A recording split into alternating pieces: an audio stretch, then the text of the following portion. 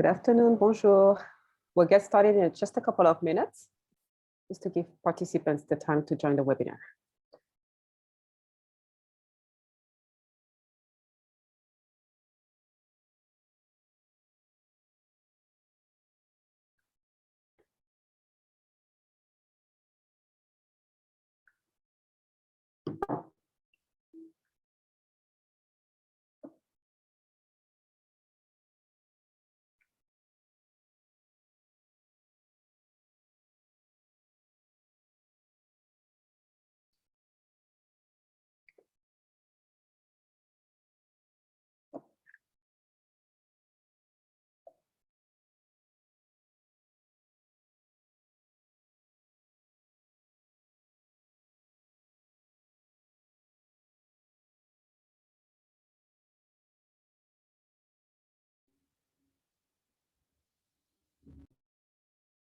So we're just going to wait one more minute.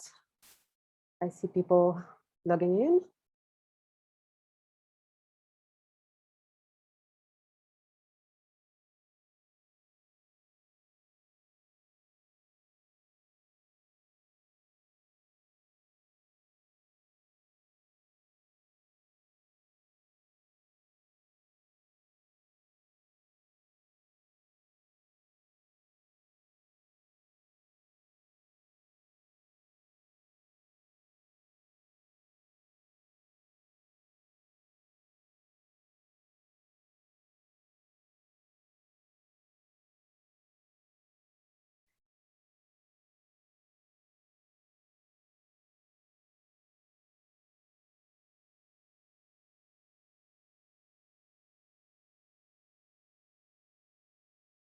So good afternoon, everyone. Bonjour tout le monde. Thank you for joining us today for our information session for applications to deliver the Women Entrepreneurship Loan Fund. I'm Sabine Soumare, Director of Marketing and Communications at the Diversity Institute. And I will be with my colleague, Gina Cameron. So before we begin, I would like to first and foremost acknowledge that the work we do takes place on the traditional territory of the Mississauga, of the Credit, the Anishinaabe, the Chippewa, the Haudenosaunee, and the Wendat peoples, which is now home to many diverse First Nations, Métis, and Inuit peoples. Our partners across Canada similarly gather on the traditional territory of many Indigenous nations who have cared for these lands since the time immemorial. Let us take a moment to recognize the many traditional lands on which we are connecting and acknowledge with gratitude and respect the many First Nations, Métis, and Inuit peoples whose footsteps were first to mark these lands. Veuillez noter que la traduction instantanée sera disponible en français pour cette session. Vous pouvez y accéder en cliquant sur le bouton Interprétation en bas de votre écran et en sélectionnant Français. We look forward to answering any questions you may have about the application process to deliver the Women Entrepreneurship Loan Fund. As we go through the information session, please place your questions in the Q&A box, and we will do our best to answer as many questions as we can today. But if we don't get to all of them, we may not have time, but we'll ensure that we follow up on any unanswered questions, either directly or by updating the FAQ on Loan Fund Application website. Vous pouvez également poser toutes vos questions en français. Je prendrai le soin de les partager pendant la session afin que nous puissions y répondre. As you know, we are here today because the Honourable Mary Ng, Minister of Small Business, Export Promotion and International Trade, recently announced the launch of a call for applications for the Women Entrepreneurship Loan Fund.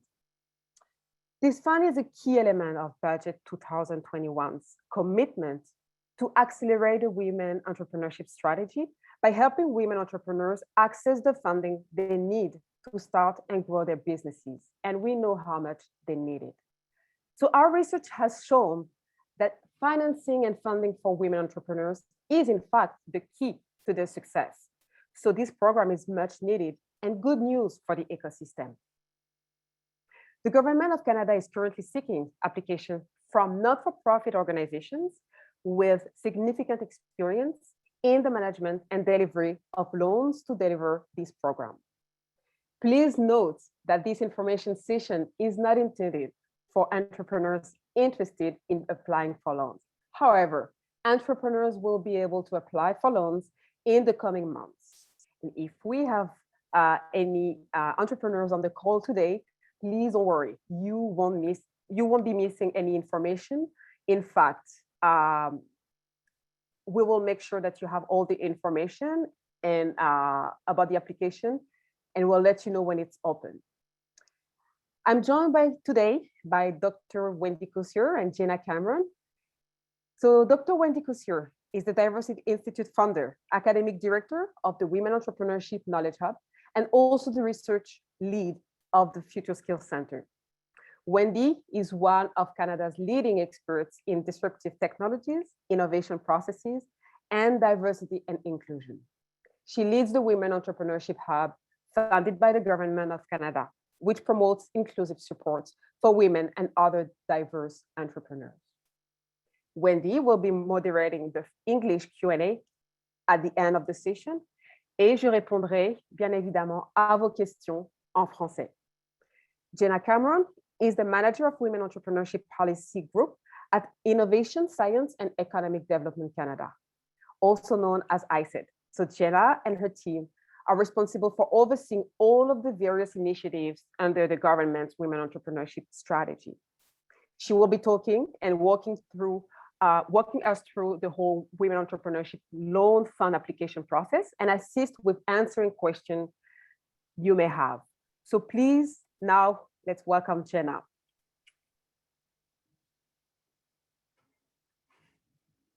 Hi, Sabine. Thank you very much for the introduction. I'm grateful, and thank you to the Women's Entrepreneurship Knowledge Hub for hosting the event today, and welcome to all of our guests that have joined us today. As I begin, I'm speaking to you from the traditional unceded territory of the Algonquin Anishinaabe people. I'm grateful to have the opportunity to be present in this territory.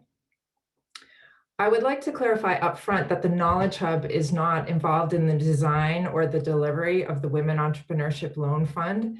They are simply being very gracious hosts for us today. So if you have questions about applying to manage the loan fund, please do not go to the Knowledge Hub. As Sabine mentioned, my name is Jenna Cameron, and I'm the manager of the Women's Entrepreneurship Policy Group at ISED. And it is our team that is responsible for overseeing all of the various initiatives under the federal government's Women's Entrepreneurship Strategy. As many of you are aware, this past spring, Budget 2021 announced an additional $146.9 million in funding for various initiatives under the Women Entrepreneurship Strategy, or WES, as we call it. Of this funding, $55 million has been allocated for the development of a new national microloans program, which we are now calling the Women Entrepreneurship Loan Fund. And that's the reason for all of us being here today. The goal of this new program is to ensure that more women entrepreneurs have access to smaller amounts of financing to start or to grow their businesses, which, as we know, is often particularly difficult for many women-owned businesses. As you are aware, on July 28th, the Government of Canada issued a call for applications to deliver the loan fund. Through this call, we are looking to select one or more delivery organizations to provide loan services for women-owned businesses across Canada. So while the requirements for the applications are outlined in the application guide, and we will provide links to both the English and the French version in the chat, I would like to spend a couple of minutes highlighting some of the key points now. So in order to apply, you will submit an application package to us no later than September 20th. Each application package will include a number of documents, which are detailed in section 7 of the guide. This includes a completed and signed application form, a proposal paper of no more than 30 pages, which outlines your loan model, and I'll come back to this in a minute, your 3 most recent years of audited financial statements, incorporation documentation, a completed budget detail template, and a sustainability plan for years starting in 2024 and 2025. If you are applying as a consortium or as a partnership, you will need to also provide signed letters of support from your partner organizations, which detail their roles in delivering the project. Quebec-based organizations will also need to confirm that they comply with M30 legislation, although we will work with any successful candidates to ensure proper authorizations are obtained. In terms of eligibility, which is detailed in section 4.1 of the guide, applicants must be a Canadian not-for-profit organization or a consortium of not-for-profit organizations. For-profit organizations, such as financial institutions, are only eligible to apply as part of a consortium where a not-for-profit organization is the lead proponent. Applicants are required to have a minimum of 5 years experience in loan fund management. Applicants will also need to highlight your capacity to manage loan volumes, to fulfill and underwrite loans, how your proposal supports the government's goal of providing full national coverage, strategies you have to reach and support diverse and intersectional women entrepreneurs, and your ability to provide bilingual service where significant demand exists, as defined by the Official Languages Act. As mentioned earlier, as part of your application process, you will submit a proposal paper. This will be the key document which outlines all of the essential criteria, as well as other elements of your proposal, such as the regions of Canada where you will provide service, details on your proposed loan model, a summary of administrative costs, and your plans to collect and track data. I would recommend that applicants closely follow the essential criteria in section 4.1, as well as the assessment criteria table in section 6, to ensure that your submissions will meet all of the different factors being assessed. A few other general points that I will raise before turning things back to Wendy to open the floor to questions. First, we strongly encourage organizations to look at partnering with each other, either to provide greater national coverage or to provide increased access for underrepresented groups. This will strengthen your proposals and will increase your chances of having your application selected. Also, preference will be given to applicants who can deliver loans on a national or multi-regional basis. As a side note here, we were looking for a way to help organizations connect, and we thought of the Knowledge Hub's sharing platform, which is based on a SheEO model of connecting those who have an ask with those who have support to give. Organizations looking to collaborate on applications can use the Knowledge Hub's sharing platform to connect. The free online platform is available at sharing.wekh or WEKH.ca. We'll also put a link in the chat. If you've never used the platform before, you'll need to take a minute to create an account, and then you'll instantly be able to post your ask or view asks from others. We recommend using the connections category to post or to find others to collaborate with on your application. We also suggest you include the wording, seeking Women Entrepreneurship Loan Fund partnership or something about the loan fund in the title of your ask. If you have any questions about the sharing platform, then you can contact the Knowledge Hub directly, and they'll put the at diwekh@ryerson.ca, and I see it's in the chat. So I did mention the importance of partnering, and now I will talk about wraparound support services. So while it's considered an asset criteria, the ability to provide wraparound business support services is important.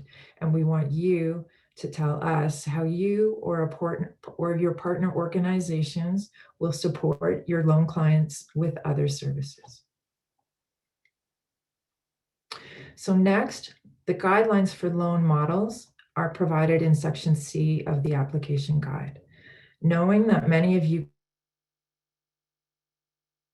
currently run loan programs of various sizes and requirements, we have tried to provide general parameters which must be followed, but provide flexibility in how you may choose to implement them. So for example, the maximum interest rate is listed at prime plus 4.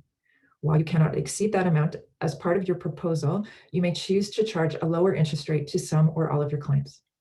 Same thing with the maximum loan amount, which is set at $50,000. While you cannot exceed that amount, you may choose to offer a lower maximum amount or different structures for certain clients, such as pure startups, as compared to businesses which may have been in operation for a number of years. Operating or administrative costs for delivery organizations are capped at a maximum of 15% of the total requested project funding. These administrative costs will be drawn from the $55 million in total program funding, with the remaining amount being available for loan funding for women entrepreneurs.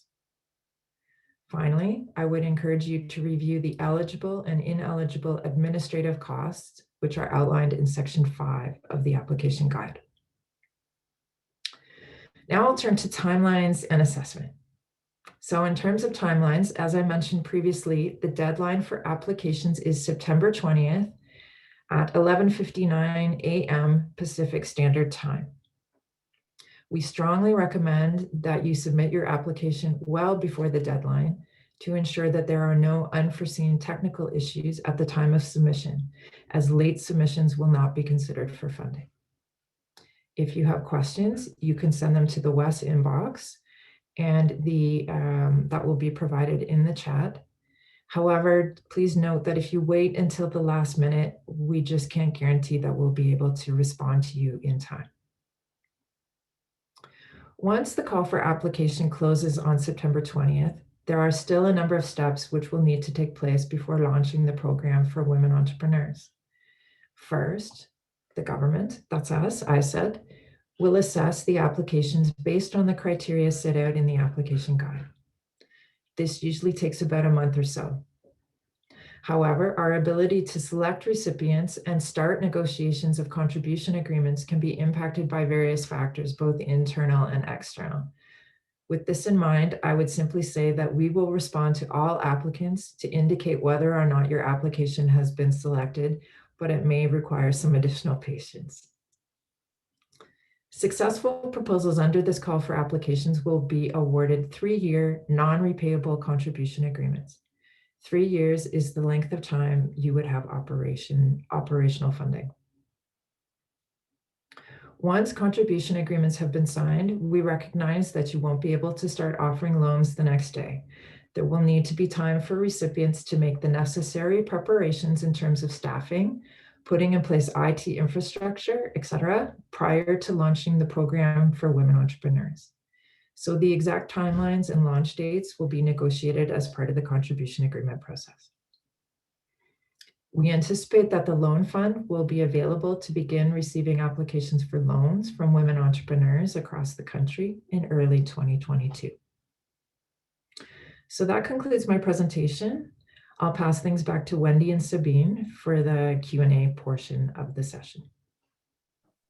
Great, thanks so much, Jenna. And there's definitely lots of interest. I think there's a set of questions that I'll give to you at once. And these are questions about individual entrepreneurs and startups and their eligibility for the loans. So can you maybe address that segment of the audience? Because I think there's some people who are on the call because they want to apply to administer their loans, but there are others who called in because they're interested in exactly what you said, when the loans will be available and so on. Do you have any sort of general comments about, apart from when you expect applications to be accepted, eligibility requirements and so on for the actual entrepreneurs? Yes, so as I mentioned, the loan funding will not be available until sometime in 2022. And depending on the organization or organizations or consortium of organizations that is selected to manage the loan fund, then there may be various requirements in place for women entrepreneurs. For example, there are national organizations now that have limits on the type of well, I'll use Futurepreneur as an example. They offer loans, but they only offer loans to young entrepreneurs up to age 39. So for instance, if you were to apply, if they had end up applying for this and they are successful, they will not be going outside of their existing box of clientele to whom they offer loans. However, in general, our desire for this loan funding is to reach women entrepreneurs who are smaller, have newer businesses, and are not generally the clientele that is as established that necessarily would seek to apply for bank financing. So we do foresee that these amounts will be smaller. They are still loan amounts, meaning they will have to be repaid. But the goal is to create revolving fund of loans so that we can help many women entrepreneurs. Thanks so much. The next question is, why was this funding not distributed to existing networks to deliver, such as the Women Enterprise Centers or Community Futures? We would love those organizations to apply, among others, but we wanted to make sure that the opportunity was there for other organizations to apply and to partner. The organizations that apply, we want them to have a loan experience, at least the lead partner, the lead applicant. But we do, what we would like to see are partnerships where smaller organizations who perhaps do not currently offer loan financing, but have an important clientele, be able to partner so that their clientele also have access to loan financing. Great, thank you very much. Another question is, how many successful candidates does ISED expect to select? Well, we don't want to sign 500 contribution agreements. And the goal is really to have a national loan fund. So our preference is to sign a few, a consortium or several consortiums, but a small amount of contribution agreements and a small amount of partner organizations. Sorry, I should clarify, each of the consortiums may be large, but as a consortium, we would be interested in funding one or a few consortiums. Okay, so I think some of these questions are very specific and you might choose to follow up with them one-on-one because they may not be questions you can answer off the top of your head without the application in front of you, but I'll try, Jenna. So one question is, please clarify the admin cap of 15% and the loan management cap of 1%. Does admin refer to Schedule 6 in the budget, which is indirect admin costs, or does it refer to direct project costs that are also admin? Does the loan management cap of 1% refer to expenses after a loan has been dispersed, or does it also include the work that happens before a loan is dispersed? And as I said, Jenna, I want to give you the opportunity to say, I will follow up and answer you offline, or you can take a crack at it now. Well, I won't answer exactly what section that is in the application guide because I would need to look. But I can clarify that the 15% is meant as operational costs for the organization or organizations managing the loan fund. The 1% or max of $500 is our cap on what you can charge, on what the successful loan managers can charge to women entrepreneurs. Okay, great. Thank you. Another question is about the budget template. So I'm going to suggest that maybe you can take that offline and follow up.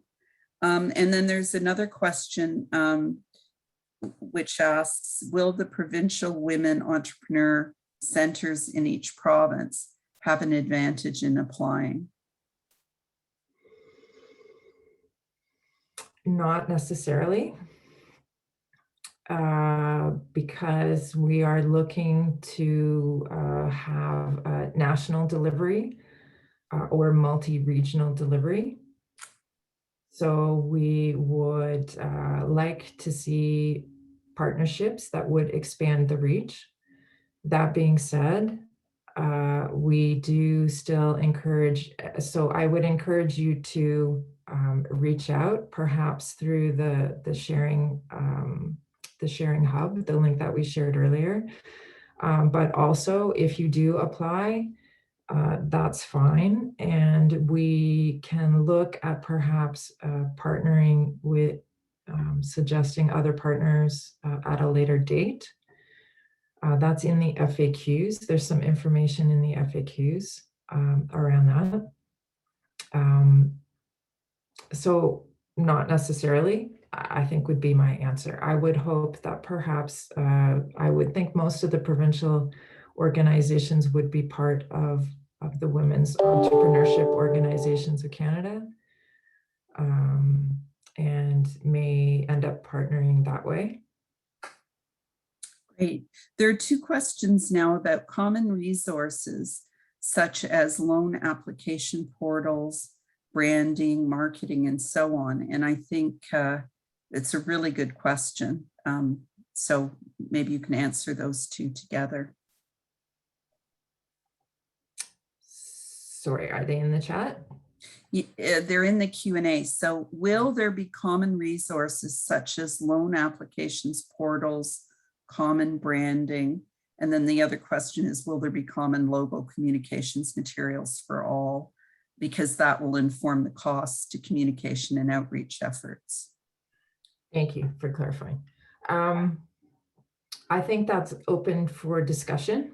What is important to us is to ensure that we can track the financing that we would provide to an organization. So it is important that the funding that you would receive under this loan fund would be ring-fenced so that you could track and report data related to this particular funding. So I think it depends whether your proposal would propose adding to existing products and services that already exist. In other words, as another product along with a suite of products that you already offer, or whether it would be offered as a standalone service. But we are looking for applicants to demonstrate how they will handle the loan fulfillment aspect, loan management and loan fulfillment. And that can be either directly or through a partner organization. Just before I hand it over to Sabine for the Francophone question, I think one dimension of this that maybe you haven't touched on is, my read of it is, you're going to have perhaps multiple recipients of the funding from the government, but they're still all part of the government's loan fund, microloan fund initiative. So will there be common branding across potentially the multiple consortia that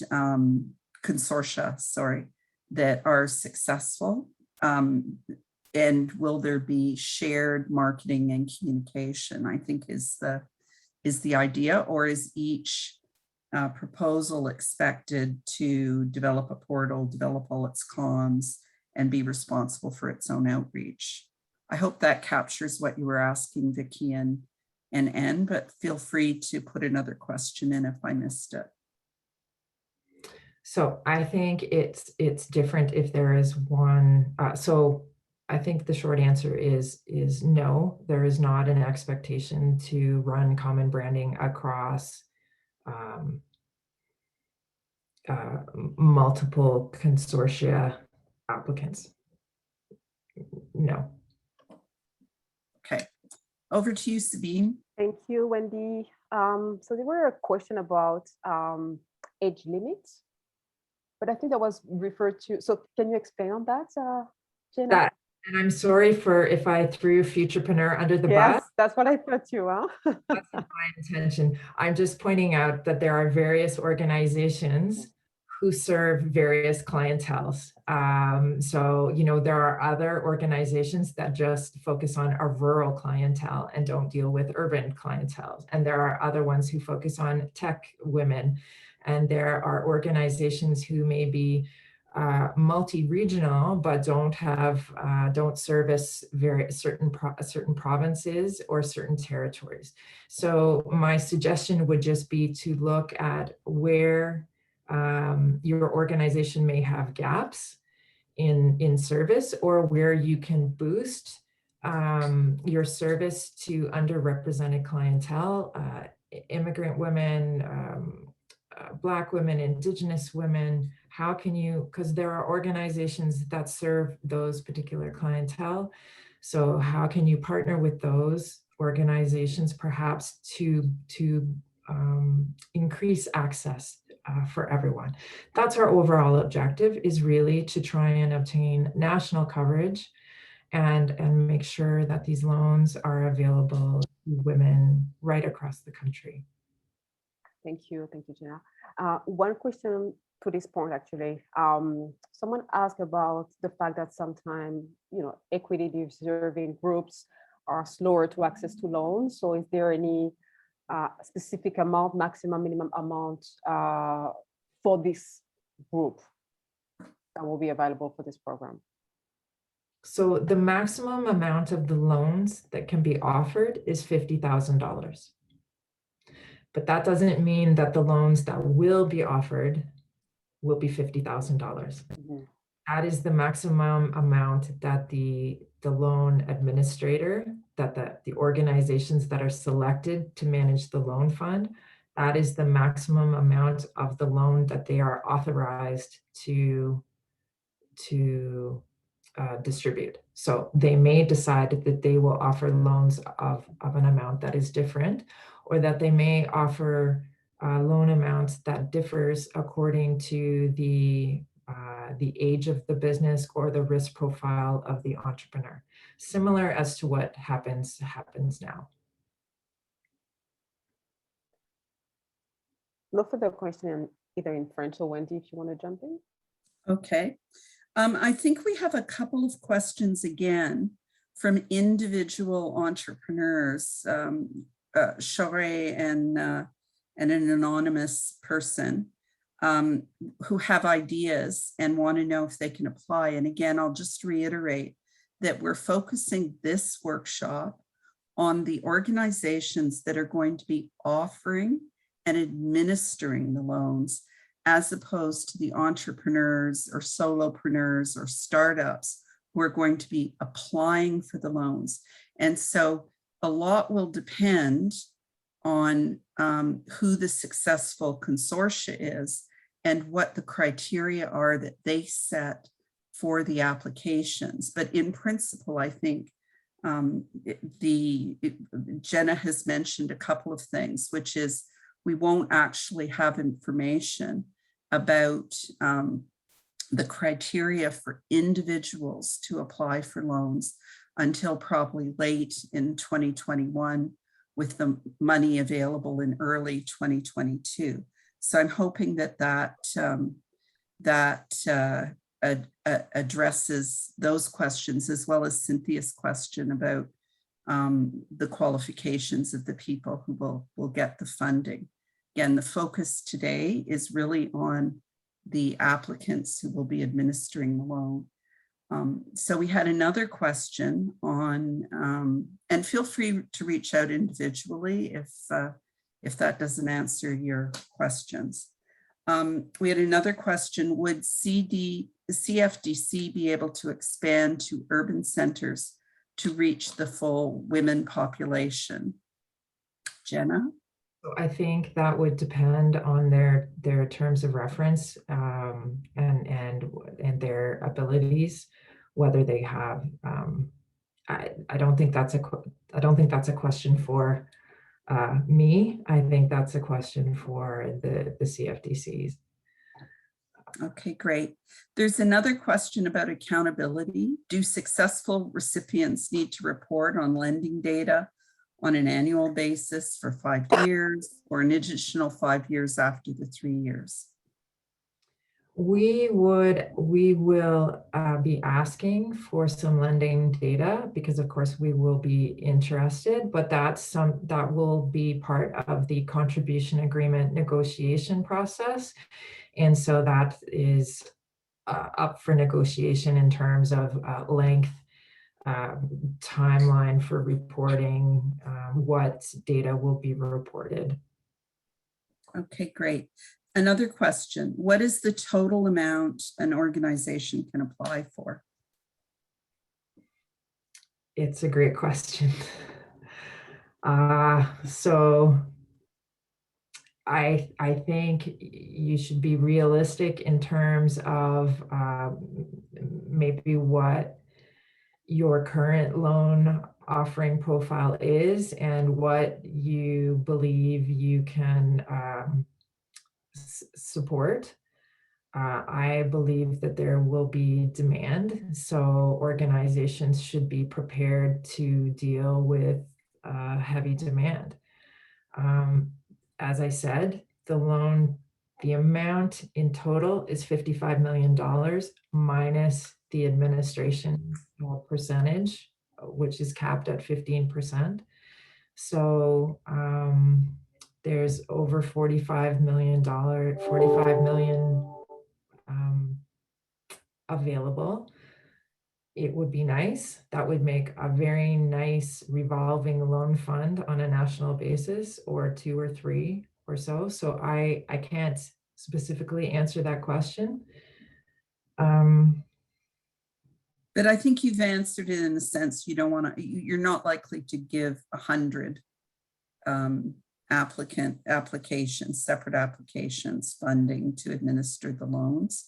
It's more likely to be a smaller number. Is that fair, Jenna? Yes. Okay. And I think, again, here's another question. I believe this is coming more from an entrepreneur, because it says, you mentioned emphasis on investing in consortium or consortia. Does this mean that startups and small businesses are less likely to be accepted? Jenna, maybe you can take that. No. So when we talk about consortiums and partnerships, what I'm talking about is the not-for-profit there will be a not-for-profit who will be the lead organization that is applying to manage and distribute this loan financing to women entrepreneurs. An organization can apply on their own if they think that they have the scope and the ability to handle everything all on their own. If, however, they want to apply as part of a partnership or a consortium because they want to include, for instance, a for-profit institution to help with loan fulfillment, or they want to have other partners who are more targeted or who fill in gaps in terms of their geographic coverage, their language coverage, their sectors that they offer services, their ages that they cover, those would be reasons for a consortium or a partnership. it has absolutely nothing to do with applying for a woman entrepreneur and her business applying for funding down the road. Okay. And I think you've answered this next question, but I'll just confirm it, that a partner organization can be a financial institution. Is that correct? A partner organization can be a financial institution. However, they cannot be the lead applicant. Perfect.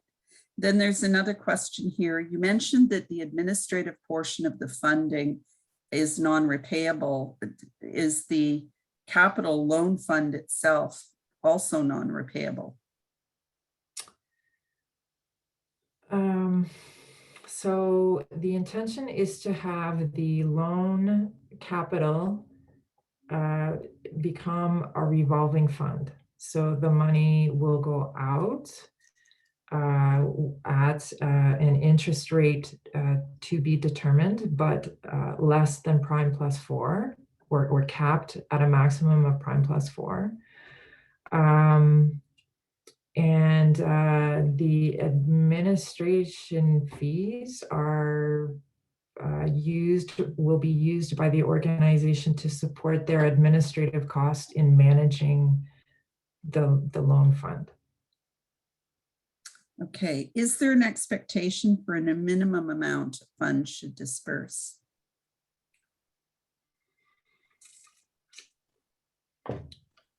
Is that not the same question as how much of a loan fund should we be applying for?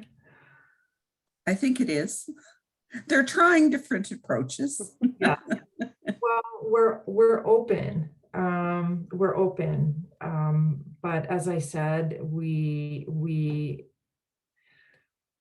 don't want to fund an organization that is extremely that operates in one city, in one part of one province, that targets one specific clientele only. Our preference would be for that organization to look and partner with other organizations who who have a similar goal, but together that can expand the reach of services to a broader clientele. What we're really, really looking for is national coverage.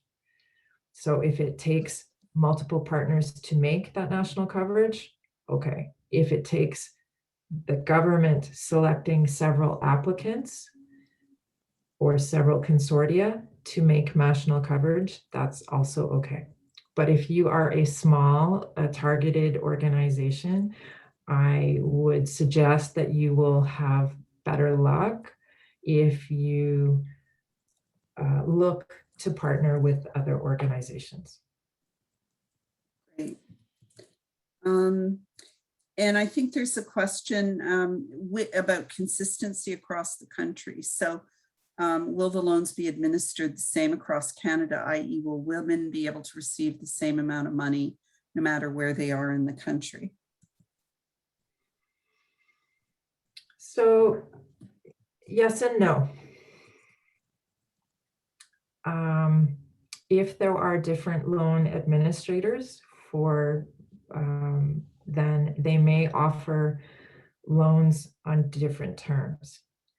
If they are covering different clientele, for instance, if you are a new startup or you have different if you have different risk criteria than someone else, then you may be offered a different interest rate than another business who is applying. The same as it is offered now. There are different loan products that are available across the country. So we're not expecting that it will be exactly the same across the country, but what we're hoping for is equitable access for women across the country. Great, thanks. One more question before I hand it over to Sabine. And that is, are there any advantages of partnering with nonprofits versus for-profits? No. This funding is geared for nonprofits, but we understand and accept having for-profit institutions as partners. And I think it's whatever combination allows you to be the most effective, then go for it. Okay, Sabine. Thank you, Wendy. And merci pour vos questions en français. On les voit, on les adresse. So I have one more question regarding the contribution agreement. So someone asked, at the end of the contribution agreement, do we have to return the funds reimbursed by the entrepreneurs? Or can we keep these funds to continue to invest in the businesses and make the fund last? So I'm not sure if that's clear. Yes, that's clear. That's fine. No, the intention is that the fund will continue. The loan capital will continue. What there is a guarantee of is 3 years of administrative funding at this point. Okay. So we are asking organizations to submit a plan for what would happen after that funding ends.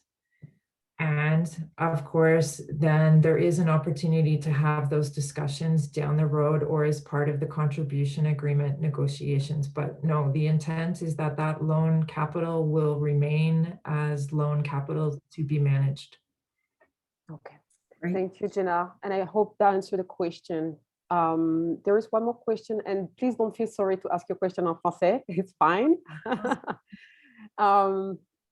And that's for Céline Coulomb. So your question is, so in terms of the organization, if you focus or your organization is operating in one specific city, is that a disadvantage to compare with others? And I've seen this question actually a couple of times. Are you focusing on national organization, or you will also give a chance to smaller organizations in one specific region?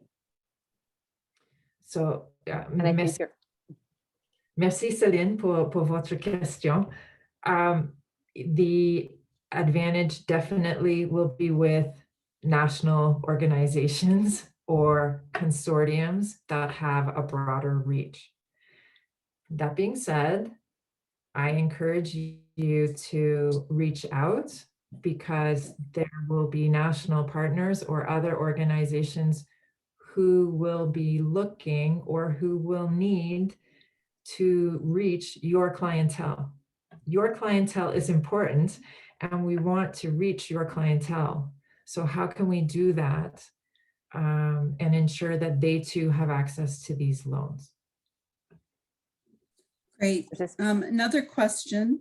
What if organizations that serve Black women, immigrants, Indigenous women, and so on, don't actually get selected to manage the loan fund? How are you going to make sure these people who are underrepresented are taken care of? I think that's a discussion, that's an excellent question. And that's why we're really pushing this partnership and consortium idea, because we realize that there are many, many excellent organizations out there who don't have the capacity to manage a large loan fund. But through partnering, they will be able to share information and provide the wraparound business support services to their clientele. And it allows access to their clientele to these important loans. So two things: I would encourage those organizations to reach out to try and partner. And also, once we see the suite of applications, we may look at some further partnering suggestions as part of the negotiation of the contribution agreement process. And then finally, I think there is absolutely nothing stopping you down the road, say another organization was selected to deliver loans, there is nothing stopping organizations in the future from partnering at a later date to provide access to their clientele to those loans. I would say it's kind of an ongoing process. We really do want to ensure that women entrepreneurs who have been traditionally underrepresented and have had less access and more challenges in accessing capital, that they have access to this funding. Great. So another question for the 15% admin fee. Does this also cover all additional program and operations, systems, new wraparound programs, new staff, or can we additionally apply for funding for new programming directly related to these things? Excellent question. The 15% admin fee is to manage the loan fund and the associated services with the loan fund. So the application guide has a list of eligible costs and ineligible costs. And just please note that costs are not eligible to be reimbursed until the contribution agreement is signed. So just if you are incurring costs now, they would not be reimbursed.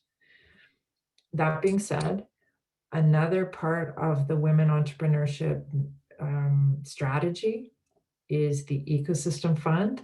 And many of you may be aware of that from because there are current Ecosystem Fund recipients. In fact, many of you may be Ecosystem Fund recipients. So Budget 2021 announced additional funding for the Ecosystem Fund. That funding is not yet in place, has not been announced, but the budget did tell us that it is coming and we are working on it. So that sort of funding or outside funding outside of this administrative funding can be used for the wraparound services. The administrative fee associated with the loan fund management is specifically for the offering of the loan fund, if that makes sense. Great, thanks. Another question.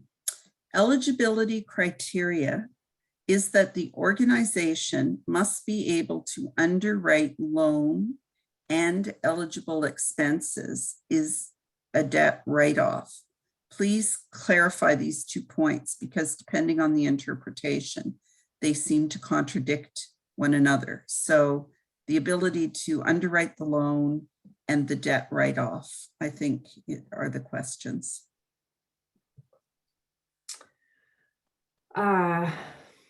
So what we're saying is because this is a loan management,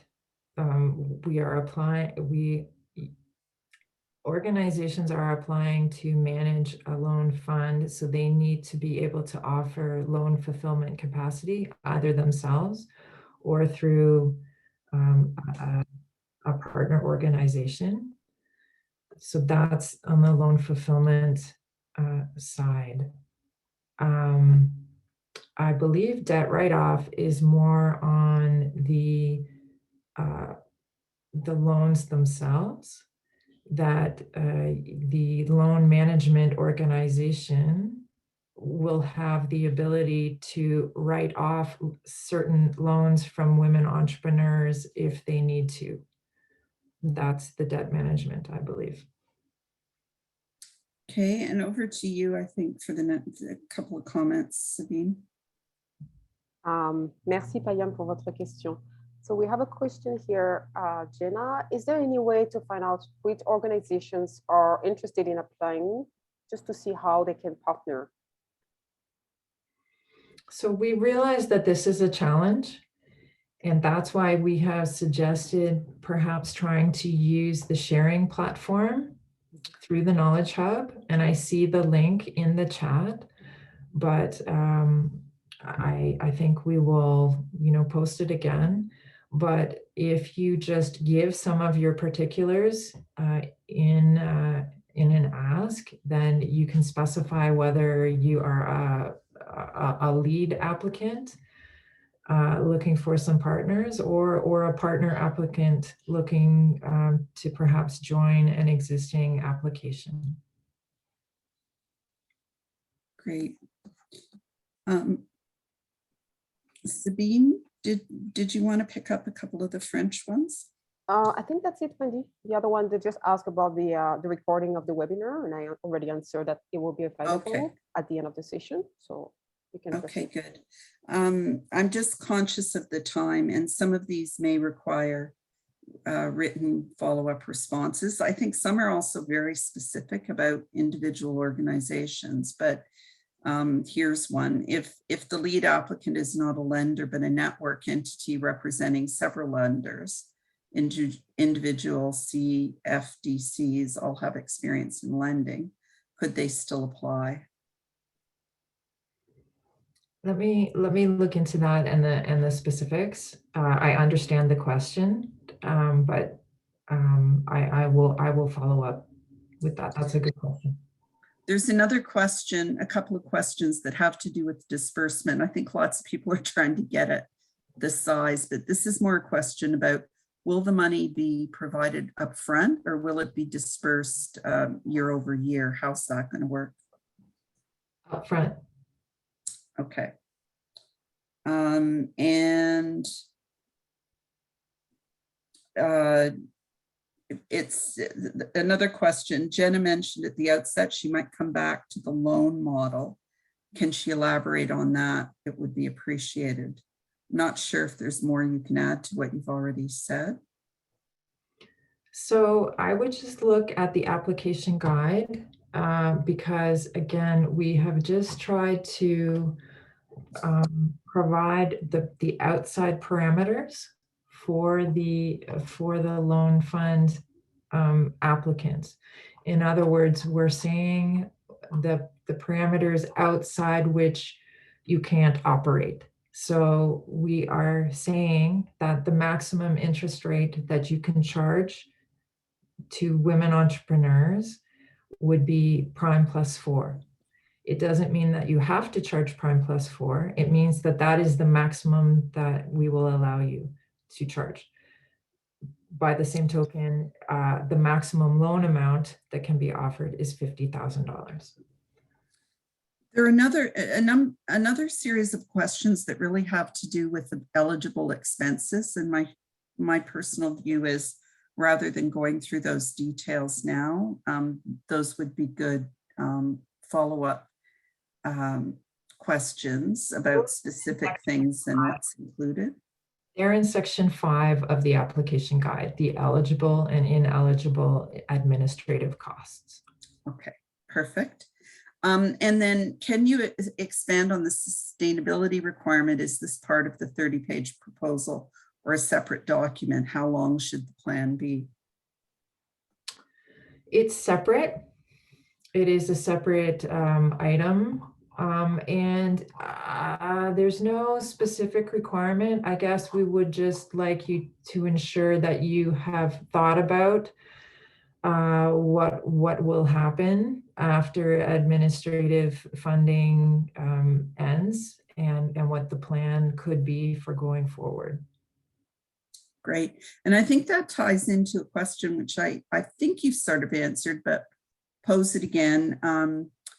Is the money repayable to the government? My understanding is it's not. It's an evergreen fund, but the organization has to have an explanation of how they will maintain that fund after the administrative support ends. Is that correct? That's correct. It is yes, an evergreen fund. So the loan, the loan amount, the loan is non-repayable to the loan managing organization. but the loans themselves to women entrepreneurs will be repayable. Yeah. There's a question about when the application forms will be available. And again, there may be two things. The application form for the loan fund that we're talking about today is available and is posted, I think, in the on the website. The application forms to actually receive the loans, if you're an entrepreneur, I think we estimated would be towards the end of 2021 for paying disbursements in 2022. Is that right, Jenna? Yeah, it might even slip into 2022 before the loan. I mean, this is a loan program that's being set up, so it will be several months before loans are able to be offered to women entrepreneurs. Great. And then I think oh no, there's some more popping up. Will organizations who serve specific underrepresented groups, e.g. Indigenous peoples, be penalized for serving only one demographic? Should they consider partnering with other organizations that serve women entrepreneurs in general? So it's not penalizing. That's an important demographic, of course, and I would encourage that organization to apply. I do feel that partnering so that you can offer more loans to more people is better, but it's certainly not it's not a deal breaker. Okay, and next to you, Sabine. Thank you, Wendy. Merci pour votre question. So does the company have to be majority owned by women, like 50% plus one, or only owned by women? So I think that's a good question. What do you think, Jenna? The organization that is applying to manage the loan fund, or the company? The women entrepreneurs who will be applying for financing? Yes, the women entrepreneur. Again, it will be according to, so yes, I do believe that is one of the requirements that we are putting in place, which is that any organization that is selected to offer this financing, that it can only offer the financing to women-owned businesses, more than 51%. Perfect.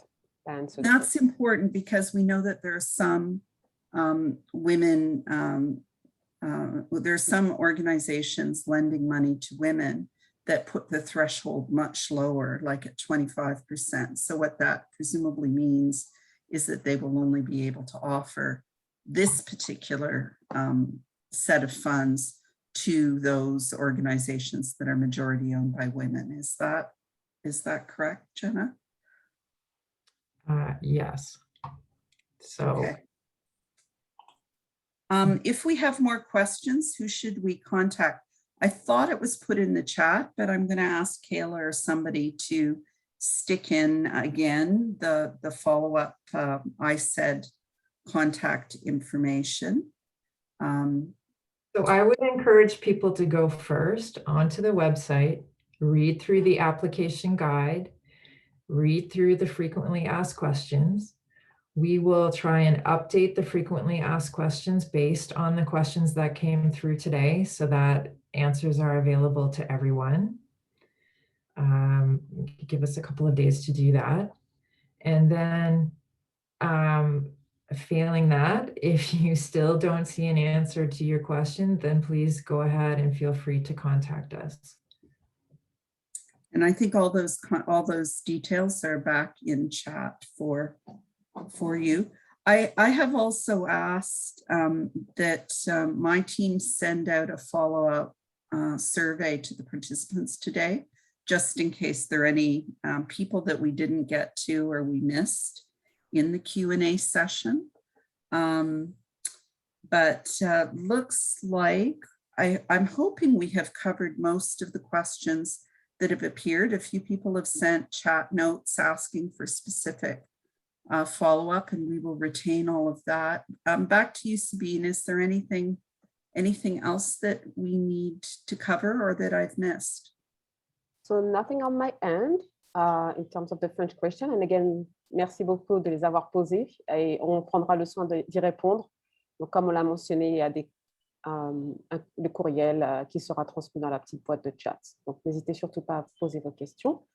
And Wendy, I think we're close to the end. So do you want to say the final words? No, I'm passing it back to you. Happy to do it. So thank you all for joining us today. I hope you found the session helpful and informative. So a replay of this webinar, I know you've asked the question, so it will be available to all registered attendees. So feel free to share the recording with colleagues who were not able to attend. And if you have any question, I think we've shared the email addresses, so you can email us. So di.wek@ryerson.ca, or you can also email ISED directly. So thank you once again for joining us and enjoy the rest of your Wednesday. Thank you, Jenna, for your time. Really appreciate that. And thank you, Wendy. It's been a pleasure to be with you all. Thanks very much.